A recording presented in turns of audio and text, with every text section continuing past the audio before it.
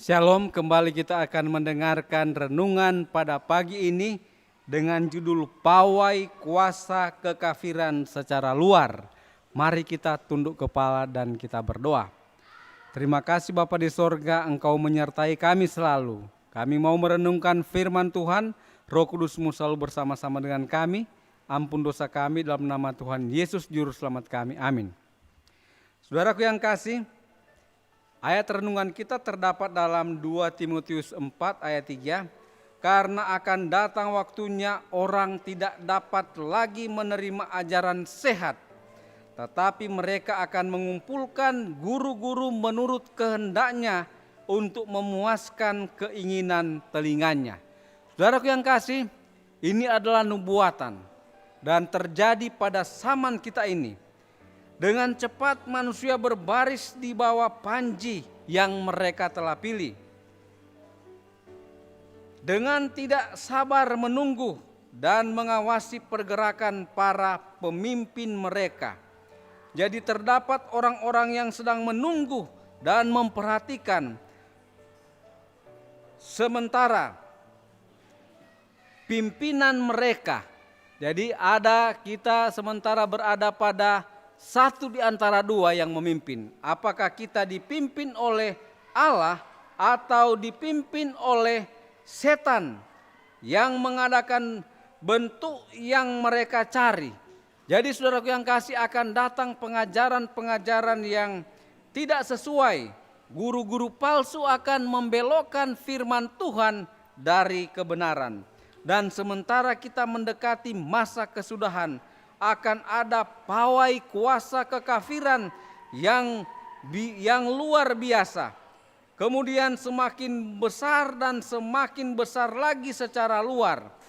Ada dewa-dewa kafir yang akan menyatakan tanda-tanda kuasa mereka. Jadi banyak hal yang akan mereka buat. Dan gambaran itu sudah mulai digenapi. Dengan pelbagai cara Tuhan Yesus mengatakan kepada Yohanes, tabiat yang jahat dan pengaruh yang menggiurkan dari mereka yang terkenal karena penganiayaan mereka terhadap umat Allah. Kemudian dengan cermat semua memerlukan kebijaksanaan untuk menyelidiki rahasia kejahatan.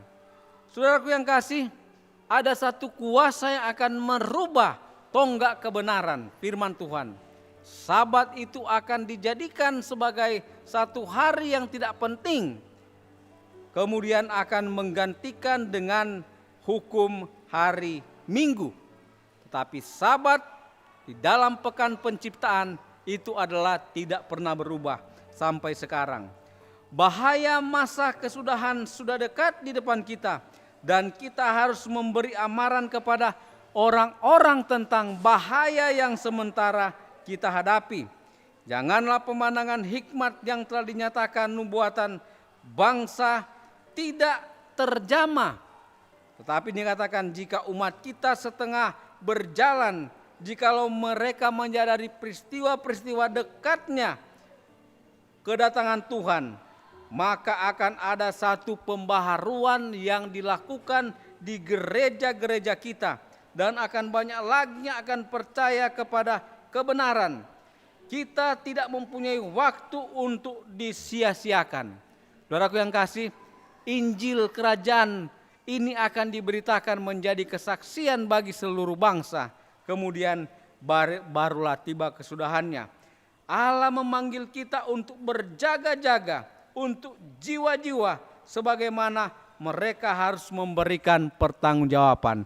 Jadi kebenaran penting yang dipercayakan kepada kita. Jangan diombang-ambingkan oleh guru-guru palsu.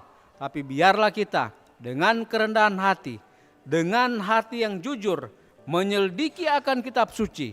Dan demikian kita bisa bertahan menghadapi masa yang sukar yang ada di hadapan kita. Dengan pertolongan Tuhan, maka kita pasti menang. Kiranya Tuhan memberkati kita dalam nama Yesus. Amin.